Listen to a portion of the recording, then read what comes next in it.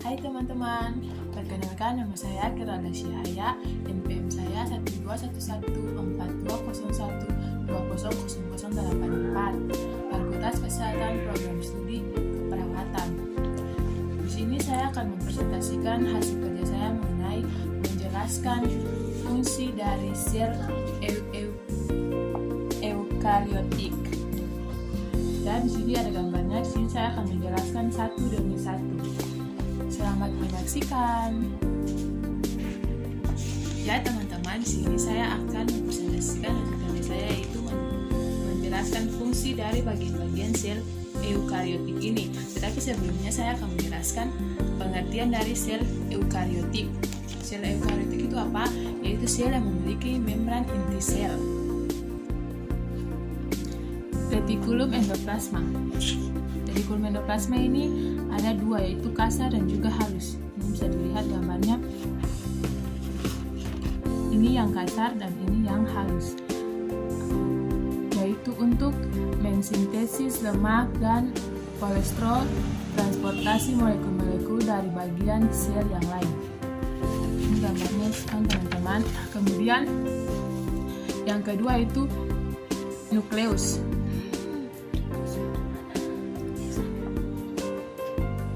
Ini nukleoplasma. Fungsinya yaitu sebagai pusat perintah dan untuk mengontrol aktivitas sel. Hal ini terjadi karena adanya benang kromosom. Ini gambarnya. Kemudian ada rimosom. Ini adalah rimosom teman-teman. Ini gambarnya. Rimosom yaitu berfungsi sebagai tempat sintesis yang berukuran kecil dan padat. Kemudian ada mitokondria. Ini mitokondria yang warna biru ini teman-teman bisa lihat, yaitu organel dengan membran ganda yang ditemukan pada organisme eukariotik.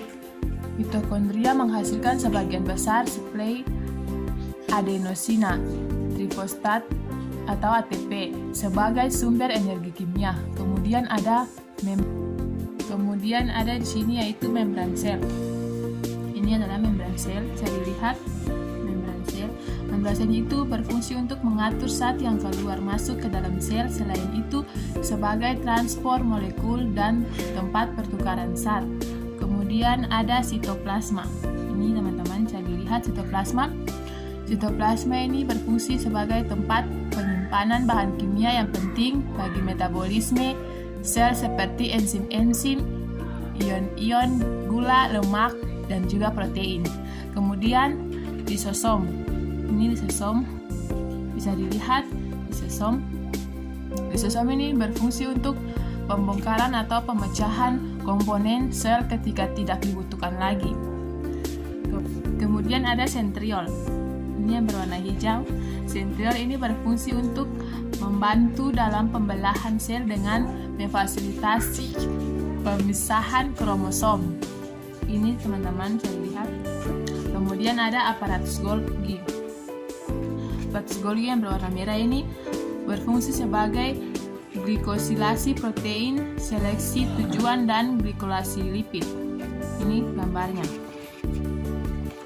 Ya, sekian presentasi saya mengenai fungsi daripada sel eukariotik yang sudah saya jelaskan fungsi masing-masing.